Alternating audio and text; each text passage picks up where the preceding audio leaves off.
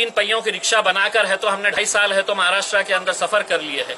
अब दोबारा कब मौका मिलेगा ये हमको पता नहीं। तो चलिए जाते जाते मैं उद्धव ठाकरे साहब से एक सवाल करना चाहता हूं कि इसी शहर के अंदर आप कुछ दिन पहले आए थे, आपने अपने भाषण के अंदर ये कहा था कि हम औरंगाबाद का विकास करेंगे।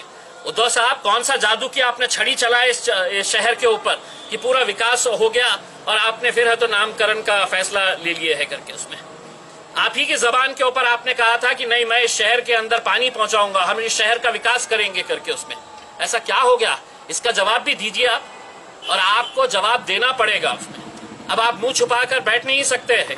आपको अगर कोरोना अगर हुआ है तो आप है तो इसके ऊपर आइए, ऑनलाइन आकर जवाब दीजिए औरंगाबाद की और उस्मानाबाद की आवाम को। उसमें आपकी घटिया राजनीति की वजह से आप हमारे शहर के अंदर हंगामा नहीं पैदा कर सकते हैं।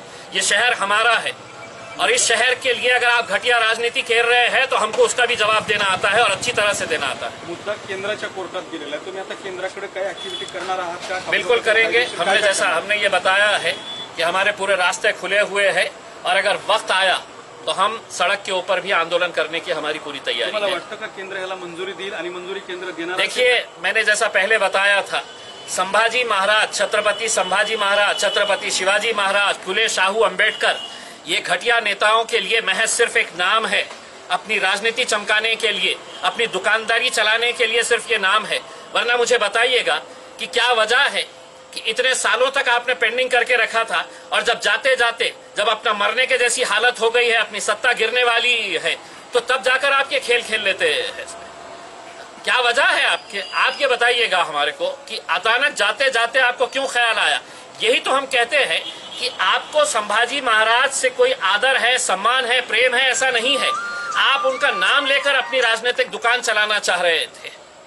इसीलिए तो आज आपने ये फैसला अपने फायदे के लिए, अपने राजनीतिक स्वार्थ के लिए लिया है। अब केंद्र सरकार के अंदर गया है, अब केंद्र सरकार ये सोचेगी कि ये फैसला तो कैबिनेट में शिवसेना ने लिया है, अब इसका फायदा हमको मिलेगा या नहीं मिलेगा। तो भारतीय जनता पार्टी भी सोचेगी कि भाई हमने अगर इमीडिएट अगर इसका फैसला ले ले तो इसका क्रेडिट शिवसेना को चले जाएगा।